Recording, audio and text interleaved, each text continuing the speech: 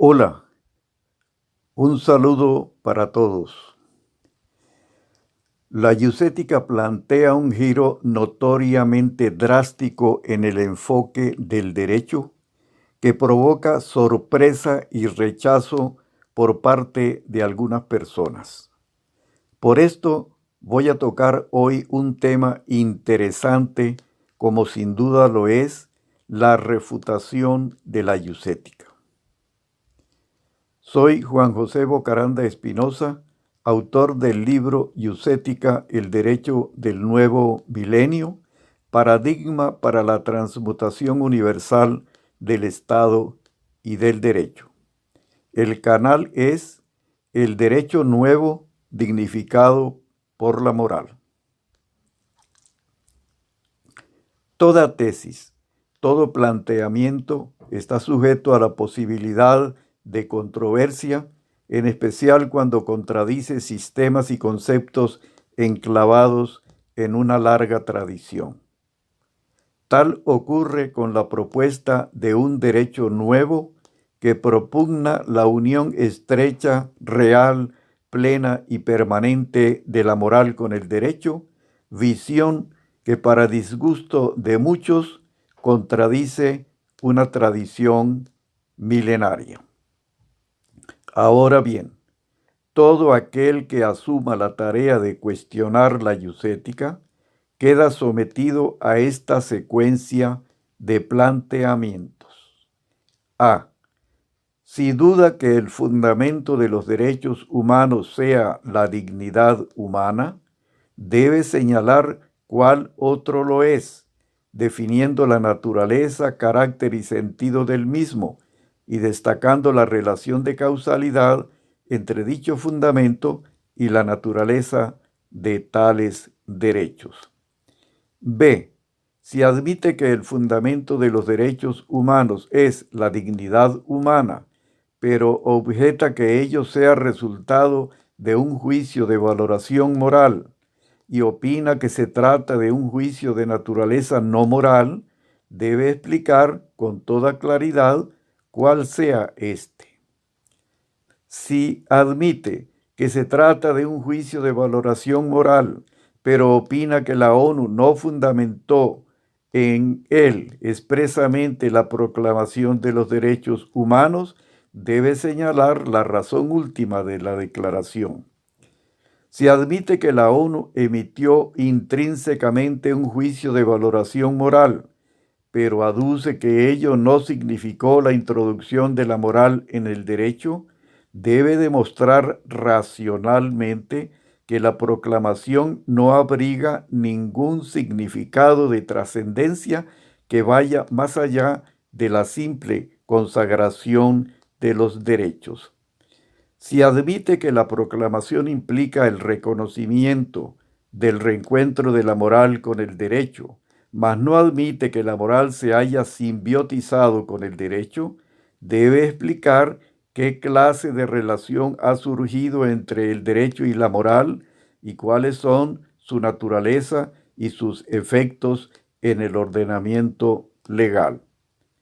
Si opina que se produjo la simbiosis, pero no admite que ello signifique la supremacía de la moral sobre el derecho, debe explicar cuál es la relación entre ellos, de igualdad absoluta o de subordinación relativa de la moral al derecho, y también justificar por qué un valor superior como la moral debe supeditarse a un valor inferior como el derecho. Si admite que la moral subordina al derecho, pero considera que la moral no cobra carácter jurídico a pesar de su incorporación al derecho, debe explicar cuál es el carácter de la moral en el derecho y en qué forma y sentido realiza allí su presencia.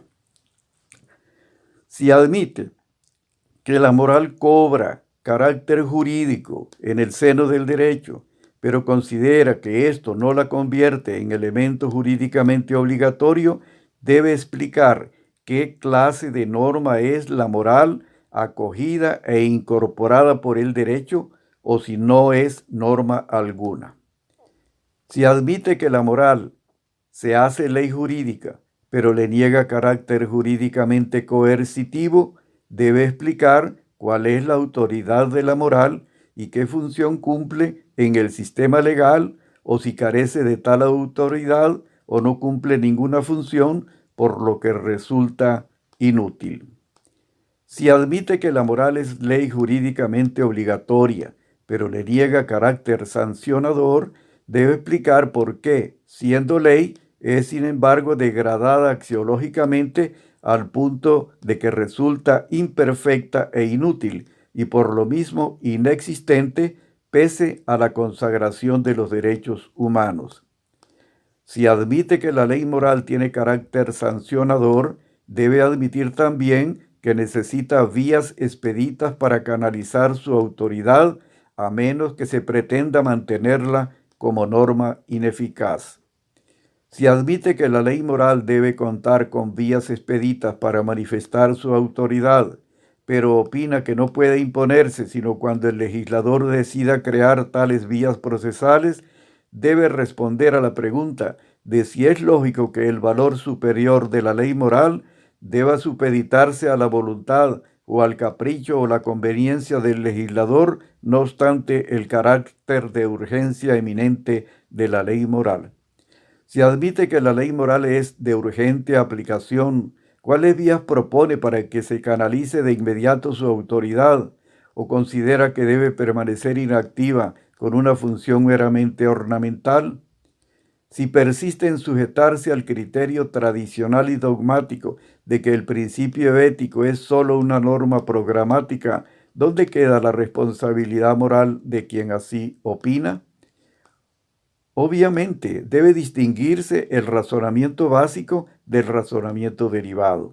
Cuando se pretende desvirtuar un razonamiento de principios básicos, el argumento debe poseer capacidad y peso de convicción superiores a los de un argumento dirigido a cuestionar razonamientos derivados. Son razonamientos básicos de la iusética, la regencia absoluta determinante de la moral en el derecho, la presencia y carácter jurídicamente obligatorio del principio ético, la existencia actual del Estado ético de derecho, la existencia y procedencia de las acciones morales y la procedencia específica de la acción de enjuiciamiento moral del funcionario. La objeción contra la iusética en general y contra estos principios debe expresarse mediante razonamientos pertinentes desarrollados conforme a las exigencias de la lógica, deteniéndose en cuestiones fundamentales, profundizando en ellas sin tautologías ni peticiones de principio, ni utilizando falacias y recursos ad hominem. Por supuesto, la crítica debe constituir un aporte original, valioso, calificado, que no se limite a repetir conceptos archisabidos, lugares comunes, ni copiados de otros autores. Debe manifestar que ocupa un nivel superior de pensamiento, descollando sobre el aporte de la obra cuestionada. Debe proponer un sistema que evidencia ser superior, pleno, creativo, adecuado, novedoso, capaz de impulsar el desarrollo práctico de la materia debatida, atendiendo al carácter y requerimientos de los nuevos tiempos. No tiene mérito alguno tratar de abortar una propuesta y no estar dispuesto a sustituirla por otra superior. La crítica no debe ser impulsada por el ánimo innoble de destruir. Antes, por el contrario, debe emanar de un sentimiento de nobleza y del deseo de contribuir al progreso de la humanidad. Concluyo ponderando la magnitud de la deuda moral que contraen aquellos que pretenden cerrar paso a un Estado más recto, a un derecho más justo, a un funcionario más disciplinado. Oponerse al progreso de la humanidad en forma deliberada, a sabiendas de que debido a esa cerrazón se incrementarán el dolor, el hambre y las enfermedades de millones de personas en el mundo, implica un reclamo de conciencia.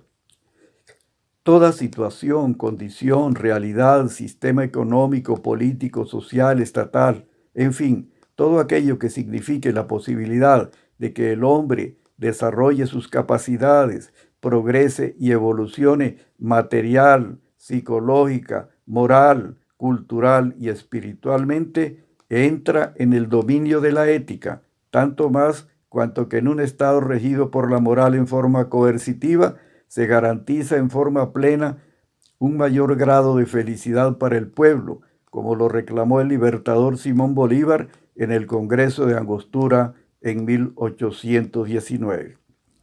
No tiene integridad moral quien permanezca orondo y satisfecho mientras otros seres humanos sufren moral y espiritualmente. Tampoco son íntegros aquellos que no quieren darse cuenta del gravísimo peligro de perecer que corre la humanidad y de lo cual lo único que puede salvarla es un derecho nuevo, de moral juridizada y de derecho moralizado. Y hasta aquí, amigos, por el día de hoy. Hasta la próxima, volente Deo, es decir, si Dios lo quiere así.